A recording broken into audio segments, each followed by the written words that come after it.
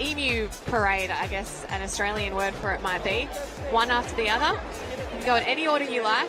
Best strategy would be to send the strongest handstand walkers out first and leave your less proficient athletes last. So our lane assignments, so it's going to be interesting to see if Schwartz's CrossFit Melbourne can maintain their lead, as well as CrossFit Loaded. I'm really impressed with those guys. Southern in the yellow, there's Hayden. He's having a great time. Jordan Bender from Schwartz's. Oh, he's got game face on. It's no surprise to see handstand walking at the regionals level, so you bet these guys have been practicing. If they haven't, they really should be. We knew it would be here. Wow, look how fast this guy is going. That's impressive. CrossFit HPU on the right hand of screen in the blue shirt. He went out very fast. HPU from Auckland, New Zealand. They're doing very well. Jordan Bender also across, not too far behind. They must make sure they get through the 10-foot increments with both hands before the judge will allow them to move on. Second athlete from HPU. We are in lane number 9. So this is a very fast time as well. As we saw in the previous heat, the first half of the team are very proficient in these movements.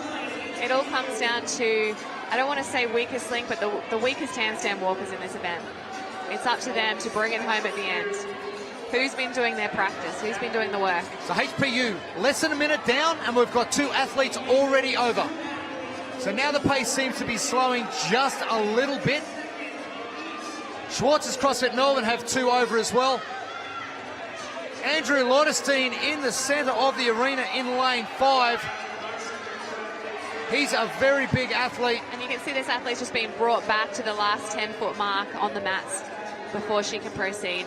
You can see her style here. She's got the legs very bent over the top. Sometimes that can help you gain a little momentum. It's not the prettiest position in terms of gymnastics, but it gets the job done. So the athletes can go in any order. We've actually got lane 9, lane 5, HPU and Schwartz's CrossFit Melbourne. So male versus female athlete. But it all comes down to that time at the end of the event. So HPU looking great for this event. They are 3 athletes in. Jeremy, our time to beat 5:39 from CrossFit Rocks in the previous heat. Wow, this is a big human from CrossFit HPU doing a great job walking upside down. And CrossFit Athletic are 3 athletes through. Schwartz's are 3 athletes through. East Tamaki are 3 athletes through. This is going to be pretty tight at the back end here, Lily. It's going to be a race to the finish. It'll all come down to the final athletes, how strong they are in this movement.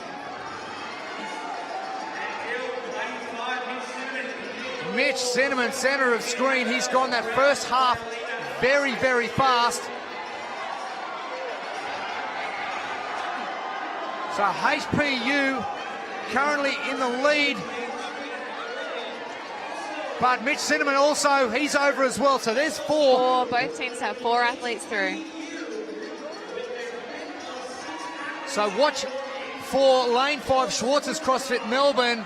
They've got their 2 most experienced athletes last. I don't know if that's a ploy by Benji to bring the team home a lot stronger, but these girls are great at those gymnastics movements.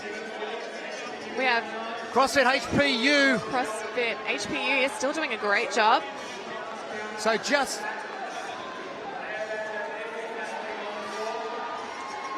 so it's going to be neck and neck for these last athletes to come over the line. Look out for lane 1. Range of motion. They've been on the outside here. They are down to their last athlete.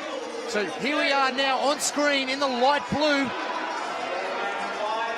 So they've had a slight change to their team due to an injury only 3 days ago. But I spoke to Dan, their coach and affiliate owner, and he said they weren't going to lose much in this handstand walk. So that's a great result.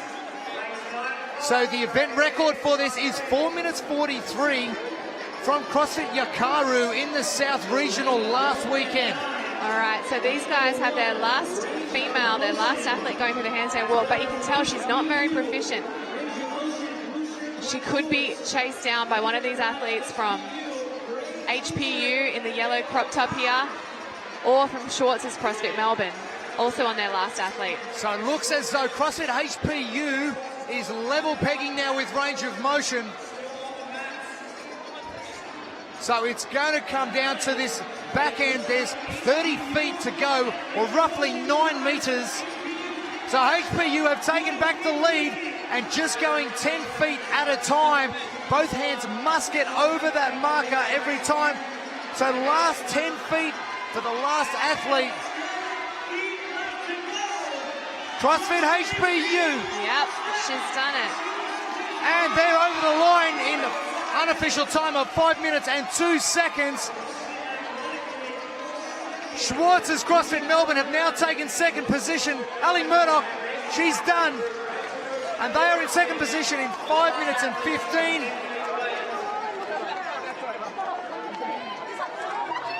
And range of motion doing so well so early. But I want to see what's going to happen now with CrossFit Loaded. They need to get under this time cap. That's right, CrossFit Loaded, we spoke about them earlier. They've done so well too. Range of motion, great job from those guys. So backing off, a great open result. CrossFit Loaded left of screen now, just working through their last few athletes. They, coming into this event, they were doing very, very well. We'd like to see them hold that top spot, one of the top spots. So East Tamaki, CrossFit Loaded on screen at the moment. So it's going to come down to this last portion of the handstand walk. So Megan Signal, so the regional competitor, pulled out of the individual competition to go in her team. She needs to get a wriggle on. She's done. She's over the line. Great job from those guys. So Zach there, the tall athlete in the red shorts, fist bumps with the judge. He'll be happy with his team's result. So we've got a couple of athletes left on the floor. 4 teams. So it looks like Tropic Thunder are going to bring it home first out of these 4 teams. We have 15 seconds left till the time cap. And Tropic Thunder have done it. They are under the time cap. So great job from Dan Strickland and his team. Great job, Southern CrossFit under the time cap as well. That was fatiguing. So awesome job from those guys to get under the time cap. Still a couple of teams that didn't get there. CrossFit Loaded was one of those. Is that going to hurt their chances of going top 5 at the end of the weekend? So HPU, they were great. They just had consistency, didn't they? Each athlete wasn't wonderful at handstand walking, but they were all pretty good.